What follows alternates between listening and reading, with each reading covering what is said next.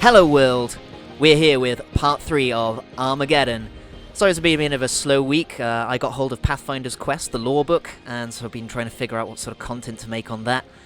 In the meantime, while I sort of figure out everything I need to break down from that, let's look into There Will Be No Armistice. And straight off the bat, I love how many arm puns they've been trying to work into this season. Apparently one of the new writers, Sam Gill, from the Montreal team, is responsible for this comic, so at least on terms of puns, good work, man. How was your nana nap, mate? Real restful, thanks. Thought I'd just pop by to drop off my arm. You know, I was so sure your new legend mates would do that for you. I'm a little gutted if this isn't a thing that's going to come back. Like, I thought that actually raised a lot of interesting conflict for various characters to try and take his arm. I love that Maggie does have his old arm that's got real Serednik vibes about it there. Oh, yikes. Figured I'd scare him, they'd chop you, you'd get sad about it, and back to Salvo you'd scurry. Salvo needs you, Walter. The cause needs you. So everything she's been doing here is actually trying to keep him on side for the benefit of Salvo.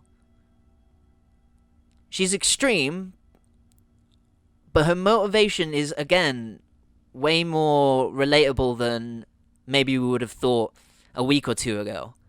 I'm a little gutted that we didn't get an actual fight, but I also like that she's managed to kidnap them so that she can lay out her side of things nice and clearly. We understand where we sort of stand from here. Never was much for causes, that was your thing.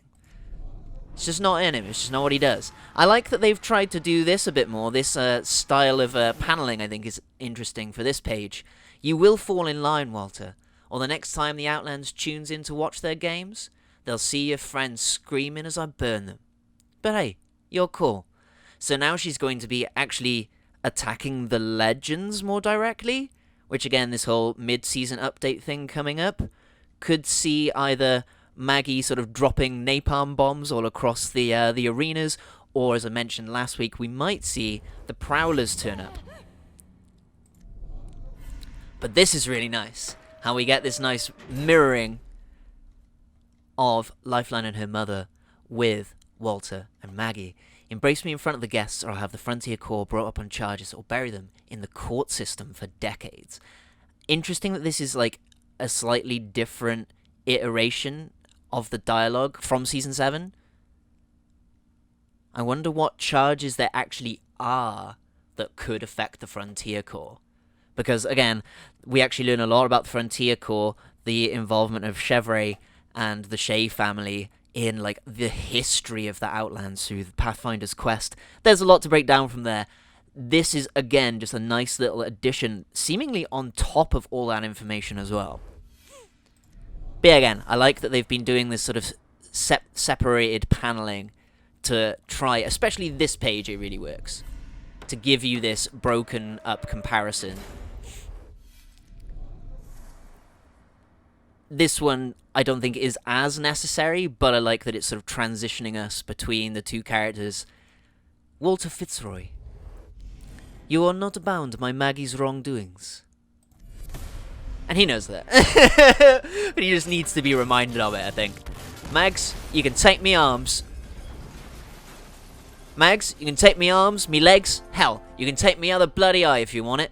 But you don't get to tell me how to live me life. Yeah, that's the way, man. You want to stand with them, mate? Then you'll burn with them. Nice. Again, this was sort of my point earlier, that it's nice that she did kidnap them so that she can, one, sort of show us the nuances of what her relationship is to Walter and how much she actually seemingly cares for Fuse himself, but then gives us this break that, now they weren't going to have just like a standalone little fight last week. Maggie's coming after all of them. That's a really nice setup going forward. I'm looking forward to what exactly this mid-season update could be, or if something comes with like a future collection event or town takeover that helps sort of bring us into things. As mentioned, we could also see the involvement of Prowlers coming into things. How Maggie is going to start attacking the legends, I'm obviously unsure. Like, we don't know enough at this point. But cool setup going forward, especially if they're going to be changing things inside the game itself. So, hope you enjoyed this week's chapter. Not really a lot to talk about except for the fact that we're set up nicely for something to come we just need to know what that thing is from here, right? And I think it is going to actually have much more an impact on the game itself rather than the direct story. As there's going to be such a big gap here, I really do wonder if this story is going to directly continue in there. There's only this one synopsis, so I imagine so. So you've had this nice, almost like cliffhanger where we now know what the stakes are, what's at odds with each other, who is essentially on side, and what they both want out of each other. And again, I really enjoy the fact that Maggie is now at least being portrayed as after Fuse for a benevolent reason. She just, has a bit of an issue with her methods, maybe. So again, hope you enjoyed this week. I definitely did. Hope you enjoyed my thoughts. I would usually enjoy my own thoughts. Duh, that's me, right? Thank you for staying with me, friends. I've been Euclidean Vision, the emotional support. Take care of yourselves out there, teammates. And may the glorious light of Baskerville shine within you.